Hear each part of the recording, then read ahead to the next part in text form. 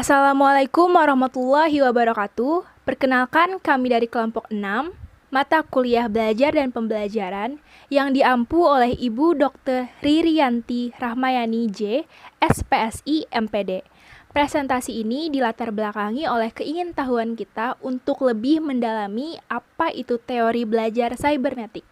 Pertama-tama, saya perkenalkan anggota kelompok 6, Alvina, Aulia Maurida, Kamelia, Hesti Pramita Lubis, Namita Srihandini, Nurul Hakhirat, Putri Nurhayati, Rizda Nabila Agani, Sri Astuti, dan saya sendiri Suci Artiara Larasati. Langsung saja kita mulai pembahasannya.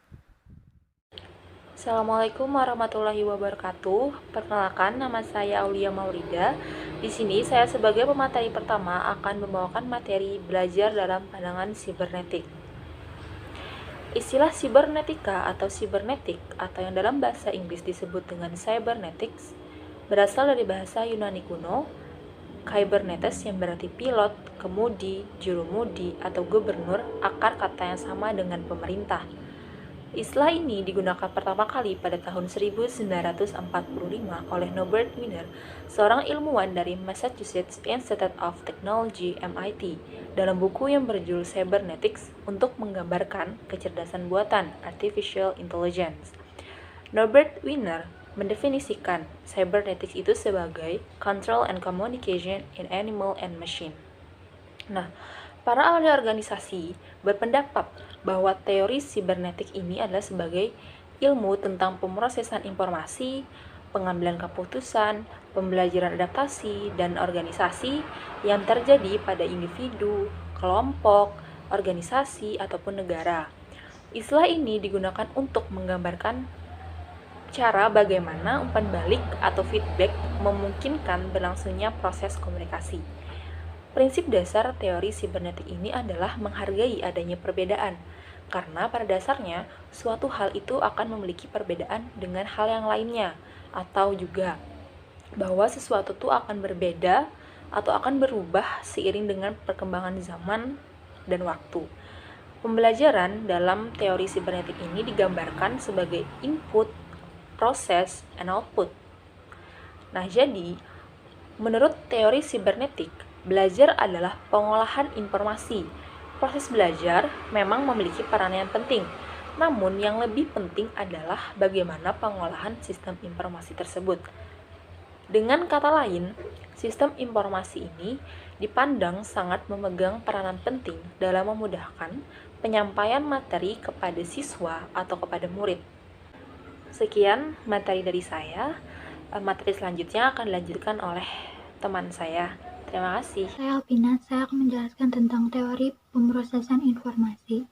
Yang pertama, menurut Robert Gagner, pembelajaran terjadi proses informasi yang kemudian diolah menjadi output sehingga menghasilkan hasil belajar. Kemudian di dalam pemrosesan ini terjadi dua interaksi, yaitu interaksi eksternal dan interaksi internal.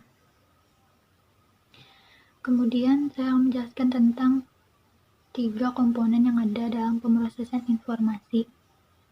Yang pertama, sensory memory atau sensory register atau sensory receptor.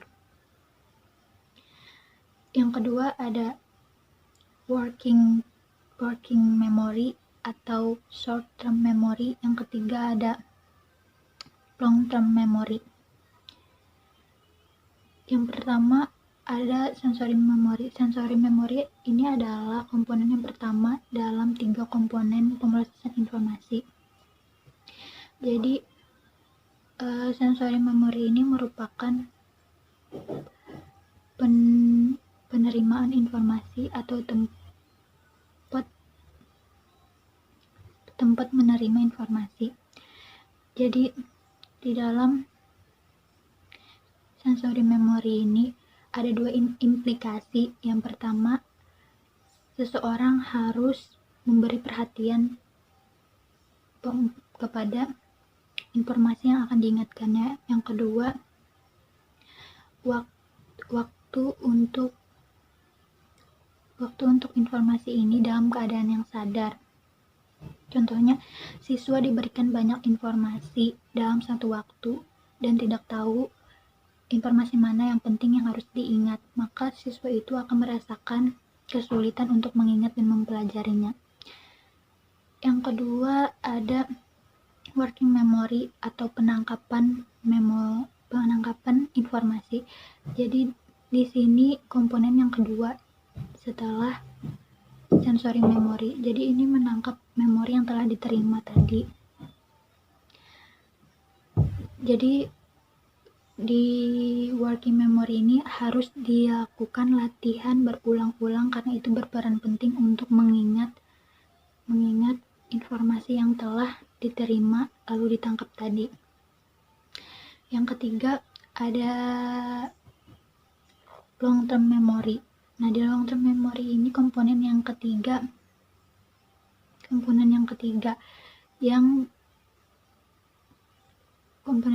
untuk menyimpan informasi dalam waktu yang lama. Terima kasih. Assalamualaikum warahmatullahi wabarakatuh. Saya Rishda Nabila Agani dari kelompok 6 akan membawakan materi tentang kondisi internal dan eksternal peserta didik. Saya akan menjelaskan tentang kondisi internal terlebih dahulu. Kondisi internal peserta didik mempengaruhi proses pengolahan informasi dalam belajar. Yang pertama adalah kemampuan awal peserta didik. Kemampuan awal peserta didik yaitu peserta didik telah memiliki pengetahuan atau keterampilan yang dapat menunjang proses pembelajaran. Kemampuan awal peserta didik dapat diukur dengan melalui tes awal, interview, atau cara-cara lain yang lebih sederhana seperti menanyakan beberapa pertanyaan kepada peserta didik. Kemudian yang kedua adalah motivasi. Motivasi berperan sebagai pendorong yang menyebabkan adanya tingkah laku atau usaha ke arah tujuan tertentu. Dalam proses belajar, motivasi intrinsik atau motivasi dari dalam diri lebih menguntungkan karena dapat bertahan lebih lama dan bersifat lebih stabil. Yang ketiga adalah persepsi. Persepsi merupakan proses yang kompleks yang menyebabkan seseorang dapat menerima, kemudian meringkas informasi yang diperoleh dari lingkungannya. Untuk membentuk persepsi yang akurat mengenai suatu stimulus yang diterima serta mengembangkannya menjadi suatu kebiasaan, perlu adanya latihan-latihan dalam berbagai situasi. Persepsi seseorang akan menjadi lebih matang seiring meningkatnya pengalaman. Kemudian yang keempat adalah perhatian. Perhatian merupakan strategi kognitif untuk menerima dan memilih stimulus yang relevan untuk diproses lebih lanjut dari sekian banyak stimulus yang datang dari luar. Perhatian dapat membuat peserta didik mengarahkan dirinya kepada tugas-tugas yang diberikan, fokus terhadap masalah-masalah yang akan diselesaikan dan mengabaikan hal-hal yang tidak perlu. Perhatian dipengaruhi oleh faktor internal seperti minat, kelelahan, dan karakteristik pribadi. Perhatian juga dipengaruhi oleh faktor eksternal seperti intensitas stimulus, keragaman stimulus, warna, gerak, dan penyajian stimulus secara berkala dan berulang-ulang. Yang kelima adalah ingatan. Ingatan, ada 3 tahapan ingatan, yaitu ingatan sensorik, ingatan jangka pendek, dan ingatan jangka panjang. Penyimpanan informasi dalam ingatan jangka panjang dilakukan dalam berbagai bentuk, yaitu melalui kejadian-kejadian khusus, gambaran, atau sesuatu yang bersifat verbal. Daya ingat sangat menentukan hasil belajar yang diperoleh oleh peserta didik. Yang keenam adalah lupa. Lupa merupakan hilangnya informasi yang telah disimpan dalam ingatan jangka panjang. Seseorang dapat melupakan sesuatu yang dipelajarinya karena beberapa hal. Misalnya, ingatan tidak pernah dipakai atau kurang adanya pengulangan. Kemudian materi tidak dikuasai dengan benar. Yang ketujuh adalah retensi. Retensi merupakan kebalikan dari lupa, yaitu apa yang tertinggal dan dapat diingat kembali setelah seseorang mempelajari sesuatu. Retensi juga dipengaruhi beberapa faktor seperti materi yang dipelajari pada permulaan, kemudian penguasaan materi, dan pengulangan materi secara berkala. Kemudian yang terakhir, yang kedelapan adalah transfer. Transfer belajar adalah pemindahan pengetahuan, keterampilan, sikap, dan respon-respon lain dari satu situasi ke situasi yang lain. Transfer belajar ini mempengaruhi proses dalam mempelajari materi yang baru. Jadi, pembelajaran yang terdahulu akan mempengaruhi proses pembelajaran materi yang baru. Kemudian saya akan menjelaskan tentang kondisi eksternal peserta didik. Yang pertama adalah kondisi belajar. Kondisi belajar merupakan masukan yang dapat menimbulkan modifikasi tingkah laku yang dilihat sebagai hasil dari proses pembelajaran. Cara yang diterapkan guru dalam proses pembelajaran sangat bervariasi tergantung dengan kondisi belajar yang diharapkan. Kemudian yang kedua adalah tujuan belajar. Tujuan belajar merupakan salah satu komponen yang sangat penting karena tujuan belajar yang spesifik dapat mengarahkan proses pembelajaran, dapat meningkatkan motivasi belajar, dan mengukur ketercapaian dari proses pembelajaran. Kemudian yang ketiga, yang terakhir adalah pemberian umpan balik. Pemberian umpan balik ini sangat sangat penting bagi peserta didik karena memberikan informasi tentang keberhasilan, kegagalan, kompetensi, dan kemampuan yang dimiliki peserta didik. Sekian yang dapat saya sampaikan. Terima kasih. Wassalamualaikum warahmatullahi wabarakatuh. Perkenalkan, nama saya Hesti Pramita. Di sini saya akan menjelaskan tentang proses berpikir menurut teori Landa. Dalam teori ini, Landa mengemukakan dua macam proses berpikir, yaitu proses berpikir algoritmik dan proses berpikir heuristik. Proses berpikir algoritmik yaitu proses berpikir yang sistematis, tahap demi tahap, linear, konvergen, lurus menuju ke satu target tujuan tertentu. Contoh analogi model algoritmik adalah kegiatan menjalankan mesin mobil, di mana dalam kegiatan menjalankan mesin mobil tersebut dilakukan secara berurutan.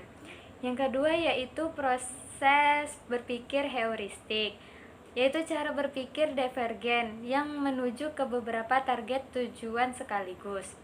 Proses belajar akan lebih lancar jika materi pelajaran yang hendak dipelajari atau masalah yang hendak dipecahkan diketahui dulu ciri-cirinya. Materi pelajaran tertentu akan lebih tepat dijalankan dalam urutan yang teratur, linear, sekuensial, sedangkan materi yang pelajaran lainnya akan lebih tepat jika disajikan dalam bentuk terbuka dan memberi kebebasan bagi siswa untuk berimajinasi dan berpikir. Misalnya, agar siswa memahami rumus matematika, maka lebih efektif jika digunakan dengan teori algoritmik. Alasannya karena suatu rumus matematika biasanya mengikuti urutan tahap demi tahap dan teratur dan mengarah ke satu tujuan tertentu. Namun, jika memahami suatu makna atau konsep yang lebih luas dan banyak mengandung interpretasi, misal konsep keadilan dan atau demokrasi, akan lebih baik jika proses berpikir siswa dibimbing ke arah yang menyebar dan berpikir heuristik, dengan harapan pemahaman mereka terhadap konsep itu tidak tunggal, monoton, dan dogmatik atau linear. Perkenalkan, nama saya Putri Nurhayati. Di sini saya akan menjelaskan mengenai teori belajar Pas dan Scott. Teori belajar Pas dan Scott merupakan teori belajar yang termasuk pada kelompok pemrosesan informasi, di mana proses belajar sangat ditentukan oleh sistem informasi yang dipelajari. Menurut teori pemrosesan informasi, suatu informasi melalui beberapa tahapan, yaitu diterima, disandi, disimpan, dan dimunculkan kembali dari ingatan. Nah, suatu sistem informasi ini diterima oleh reseptor sensori, disandi oleh working memory, dan akan disimpan di long-term memory. Suatu informasi tidak akan terhapus dan hilang dari LTM atau long-term memory ini. Nah, sebelumnya kita harus tahu siapa itu Pass dan Scott. Menurut Wikipedia, Pass atau yang bernama lengkap Gordon Pass merupakan seorang penulis Inggris, penemu, ahli cybernetik, dan psikolog. Beliau lahir pada tahun 1928 di Derby, Inggris. Beliau memulai belajar cybernetik ini pada awal tahun 1950-an. Kemudian, siapa itu Scott? Scott atau yang bernama lengkap Bernard Scott merupakan mantan pustaka cybernetika di Universitas Cranfield, Inggris. Nah, tentunya teori belajar ini memiliki tujuan. Tujuan yang pertama yaitu siswa mampu mengkaji apa yang telah disampaikan oleh guru. Kemudian yang kedua, siswa mampu mengimplementasikan atau menerapkannya pada kehidupan sehari-hari. Kemudian, terdapat dua cara berpikir pada teori belajar ini. Yang pertama, serialis, kemudian ada holist. Implementasi teori belajar ini dalam proses pembelajaran adalah dengan pemrosesan informasi yang menitik beratkan pada informasi belajar. Pada teori ini diharapkan siswa dapat memproses informasi dengan secara sistematik, linear, konvergen, dan menuju satu tujuan. Diharapkan juga siswa dapat menyelesaikan permasalahan mulai dari awal sampai dengan mendapatkan hasil dan menarik kesimpulan. Nama saya Camelia dari kelompok 6. Di sini saya akan membahas tentang keunggulan dan kelemahan teori sibernetik. Menurut Nur Wahid tahun 2013, keunggulan teori sibernetik ini yang pertama adalah cara berpikir yang berorientasi pada proses lebih menonjol. Seolah-olah teori ini mempunyai kesamaan dengan teori kognitif, yaitu mementingkan proses belajar daripada hasil belajar. Proses belajar memang penting dalam teori sibernetik, namun yang lebih penting lagi adalah sistem informasi yang diproses yang nantinya akan dipelajari oleh siswa. Kemudian yang kedua, penyajian pengetahuan memenuhi aspek ekonomis. Segala pengetahuan yang disajikan dalam teori sibernetik ini telah mampu dan bisa memenuhi aspek ekonomis. Yang ketiga, kapabilitas belajar dapat disajikan lebih lengkap.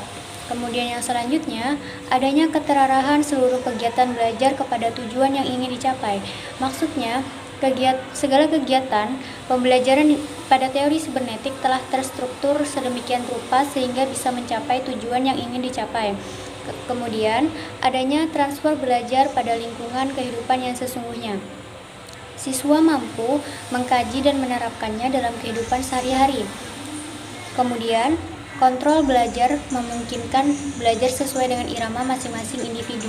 Kemudian yang terakhir, balikan informatif memberikan rambu-rambu yang jelas tentang tingkat unjuk kerja yang telah dicapai dibandingkan dengan unjuk kerja yang telah diharapkan. Kelemahan teori sibernetik.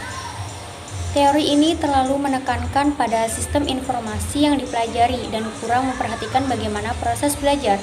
Jadi di teori ini lebih ditekankan dan lebih yang diutamakan tentang bagaimana sistem informasi yang dipelajari daripada proses belajar siswa. Teori sibernetik ini dikritik sebab tidak membahas proses belajar secara langsung sehingga hal ini menyulitkan penerapannya. Karena yang dibahas di teori ini hanya pada sistem informasi saja, bukan bagaimana proses belajar siswa yang dibahas di teori kognitif. Karena menurut teori sibernetik, bahwa tidak ada satu jenis pun cara belajar yang ideal untuk segala situasi, sebab cara belajar sangat ditentukan oleh sistem informasi. Sekian penjelasan tentang keunggulan dan kelemahan teori sibernetik. Materi selanjutnya akan dilanjutkan oleh teman saya. Terima kasih. Assalamualaikum warahmatullahi wabarakatuh. Nama saya Nurul Khairat. Di sini saya akan melanjutkan materi kelompok 6 tentang implementasi teori sibernetik dalam pendidikan. Ada banyak sekali cara-cara yang dilakukan untuk implementasi teori sibernetik dalam pendidikan. Beberapa di antaranya adalah implementasi menurut Suciati dan Prasetya Irwan, Simonza, dan Gagne. Kemudian saya akan menjelaskan dan menyebutkan salah satunya, yaitu implementasi menurut Suciati dan Prasetya Irwan. Dalam pembelajaran sibernetik, harus ada umpan balik dari siswa kepada gurunya. Dengan adanya umpan balik tersebut, guru akan tahu apakah materi yang disampaikan kepada siswanya telah dipahami atau belum. Guru juga dapat mengetahui kesulitan siswa dalam memahami materi yang disampaikan. Selain siswa, guru juga harus memberikan feedback berupa nilai dari hasil belajar siswa tersebut. Selanjutnya, siswa akan mengintrospeksi diri dan menentukan tindakan yang akan dilakukan apabila hasil yang diperoleh kurang memuaskan. Aplikasi teori belajar sibernetik dalam kegiatan pembelajaran sebagaimana yang dikemukakan oleh Suciati dan Prasetya Irwan dapat diterapkan dengan langkah-langkah sebagai berikut. 1. Menentukan tujuan-tujuan pembelajaran. 2. Menentukan materi pembelajaran. 3. Mengkaji sistem informasi yang terkandung dalam materi pelajaran. 4. Menentukan pendekatan belajar yang sesuai sistem informasi tersebut, apakah algoritmik atau heuristik. 5. Menyusun materi pelajaran dalam urutan yang sesuai dengan sistem informasinya. Dan yang terakhir, nomor 6, menyajikan materi dan membimbing siswa belajar dengan pola yang sesuai dengan urutan materi pelajaran. Sekian dari saya. Wassalamualaikum warahmatullahi wabarakatuh. Pembelajaran berbasis masalah melalui teori sibernetik. Model pembelajaran berbasis masalah melalui teori sibernetik adalah model pembelajaran berbasis masalah yang disertai dengan kegiatan teori sibernetik, di mana dalam proses pembelajaran yang dilaksanakan di kelas, peserta didik akan diberikan masalah sebagai titik awal untuk mendapatkan ilmu baru dan sebagai sumber keingintahuan peserta didik dengan disertai kegiatan guru yang bertindak sebagai umpan balik. Kemudian langkah-langkah model pembelajaran berbasis masalah melalui teori sibernetik. Langkah-langkah model pembelajaran berbasis masalah melalui teori sibernetik merupakan langkah-langkah model pembelajaran berbasis masalah yang dikombinasikan dengan teori sibernetik, yang mana pada tahap yang pertama yaitu perencanaan. Sebelum melakukan pembelajaran, terlebih dahulu guru melakukan tindakan untuk menarik perhatian peserta didik, memberikan informasi kepada peserta didik mengenai tujuan pembelajaran dan menyampaikan isi pembelajaran sesuai dengan topik yang sudah ditetapkan, serta membimbing peserta didik dalam penerimaan stimulus. Kemudian yang kedua, menemukan masalah. Pada tahap ini, sebelum peserta didik membaca masalah yang disajikan, tugas guru adalah merangsang peserta didik untuk memulai aktivitas pembelajaran. Yang ketiga, membangun struktur kerja. Di sini, guru berperan memberikan bimbingan bagi aktivitas peserta didik dalam pembelajaran. Peserta didik perlu dibantu untuk mengaktifkan pengetahuan terkini dan menata informasi baru menjadi sesuatu yang lebih bermakna. Kemudian yang keempat, menetapkan masalah. Di sini, peran guru adalah mendorong peserta didik untuk menemukan masalah utama dan membantu peserta didik menyusun rumusan masalah. Yang kelima, umpan balik elaborasi peserta didik. Pada tahap ini, peserta didik melakukan kegiatan pengumpulan data secara individu dan membagi informasi kepada temannya dalam kelompok yang sudah ditetapkan.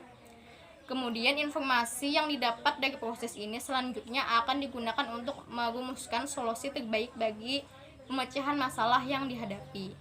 Kemudian menentukan solusi. Di sini guru berperan untuk meyakinkan peserta didik akan pentingnya meninjau ulang dan menimbang keefektifan solusi yang telah dihasilkan pada tahap sebelumnya, dan membimbing peserta didik dalam pembelajaran agar peserta didik mampu mengelola pembelajaran dan secara bertahap menjadi pembelajar yang mandiri. Kemudian evaluasi. Di sini guru akan melakukan penilaian terhadap hasil kerja peserta didik. Kemudian analisis umpan balik. Dengan adanya umpan balik, guru akan mengetahui apakah materi yang disampaikan sudah dipahami dan apa kesulitan peserta didik dalam memahami. Jika ada, maka tindakan selanjutnya adalah remedial. Kemudian pasca pembelajaran. Pada tahap ini, guru membahas kembali masalah dan memberikan solusi alternatif yang biasa digunakan untuk memecahkan masalah. Kemudian yang terakhir, retrieval. Di sini peserta didik diminta untuk memperlancar penyimpanan terhadap informasi yang telah didapatkan berdasarkan masalah yang didapatkan tadi dengan cara menjadikan latihan-latihan sebagai bagian pembelajaran. Kesimpulan dari pemaparan kami tentang teori cybernetik akan saya jelaskan secara singkat. Teori cybernetik adalah teori yang relatif baru dibanding teori belajar lainnya. Teori cybernetik berkembang seiring perkembangan teknologi dan informasi. Proses belajar dalam teori cybernetik ditentukan oleh sistem informasi. Mengapa? Karena sistem informasi memegang peranan penting dalam memudahkan penyampaian informasi kepada siswa. Pembelajaran dalam teori cybernetik digambarkan melalui 3 unsur dasar, yaitu yang pertama adalah input. Input adalah proses di mana materi atau informasi dimasukkan ke dalam sistem. Yang kedua adalah proses. Proses adalah tindakan terhadap materi atau informasi untuk dimodifikasi ke dalam berbagai cara. Yang ketiga adalah output. Output adalah hasil dari proses atau umpan balik. Demikianlah presentasi kami mengenai teori belajar cybernetik. Terima kasih atas perhatiannya. Salah dan kurangnya mohon dimaafkan. Wassalamualaikum warahmatullahi wabarakatuh.